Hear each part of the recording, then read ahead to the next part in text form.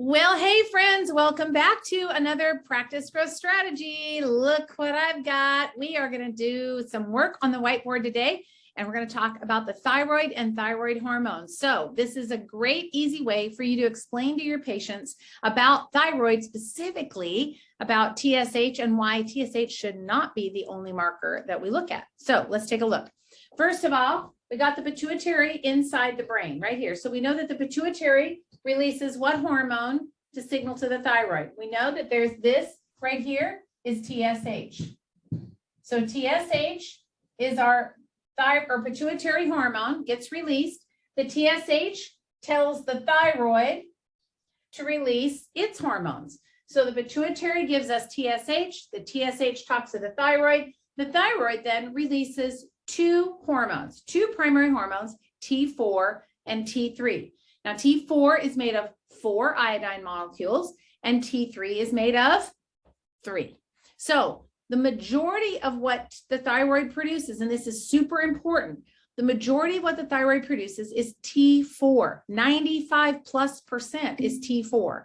So there's a small amount of T3 that gets produced, but not very much. So we're going to call it T4 for the purpose of this example. So the thyroid is going to give us a great, nice bunch of T4. When we get that T4 and it drops into the bloodstream, the T4 is largely inactive. The T4 has to be converted into either T3 or reverse T3 downstream. So T4 goes to two different pathways. We have T3 and we have reverse T3. Now, the difference between T3 and reverse T3 is their action on the cell. One of them is the gas. So this one is the gas. And reverse T3 is the brake. And you think, well, why would the thyroid give gas and a brake? Well, that's because if all the T3 hit the receptors on the cells, we would be in a hyperthyroid state all the time. Metabolism would be revved up. All the things that thyroid hormones do would be accelerated. So there's a balance. There's a gas and a brake effort between T3 and reverse T3. So now, let's just say that you suspect that a patient has a thyroid issue. And if they only come in with that marker right there, right here, TSH. And TSH is high or low or whatever it is. All this TSH is telling you is that the thyroid, that somebody down here is sending a signal back up here that says, hey, we need more TSH. Hey, we need more thyroid hormone. That's all that's happening. So this TSH is responding to what's happening down here. But when you only order a blood test, let me get a different pen. When you only have a blood test that really kind of stops right here, right? It's just this part is the only thing that you're looking at. What is that going to tell you? Zero. It's not going to tell you anything about the thyroid. What we want to know is what's happening down here. This is going to tell us why TSH is moving, either up or down. Most of the time we see it going up, but this information right here is going to tell us why this is high. So the thing I want you to know is this: when you see TSH high, we're going to automatically assume, that this is an inactive hormone. T4 is inactive. T3 is the active hormone. Okay. T3 is the gas. T4 can't really do anything until it's in the T3 form. So when we see a TSH that goes up, we know that somehow the brain and the body's not getting enough of this. Okay, let's reverse engineer this. If there's not enough T3, which is our gas, then what might be happening? Maybe we don't have enough T4. Or maybe the T4 is not getting converted into T3, it's going into reverse T3. And you know what does this right here? This conversion will accelerate putting on the brake, not giving the cell enough thyroid hormone, i.e. T3. There's one thing that will make reverse T3 go up, and that is cortisol.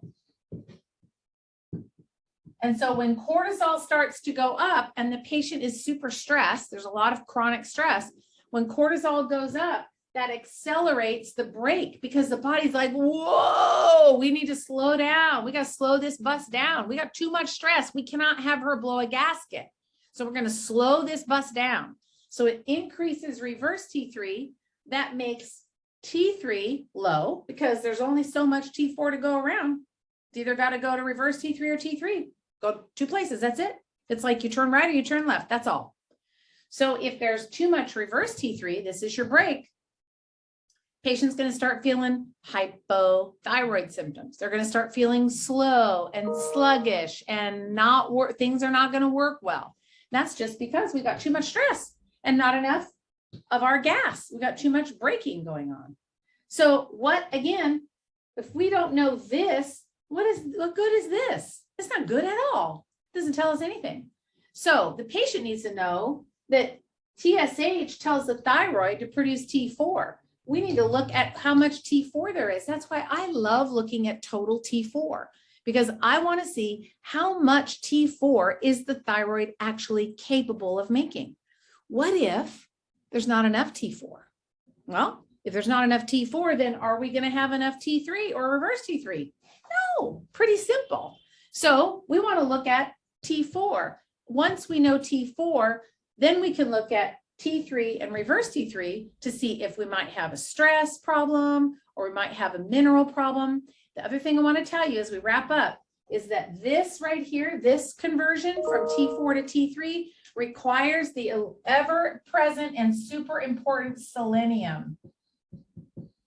And selenium is so important over here on this side.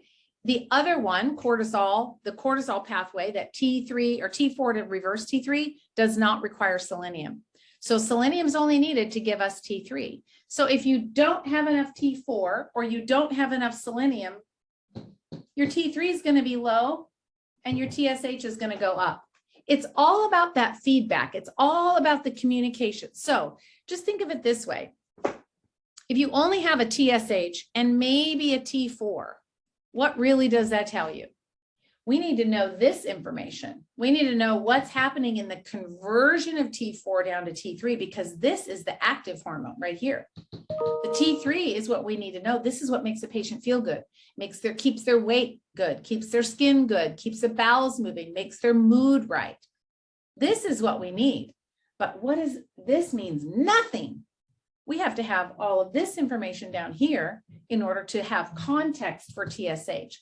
So my challenge to you is make TSH the last marker you look at. Look at all these markers first, and then take what you see here in context with what you see with TSH. So I hope I told you, I do not have good whiteboard skills. It's a bit messy, but hopefully this will help you be able to explain thyroid to your patients. All right, guys, take care. I'll talk to you next week. See you later.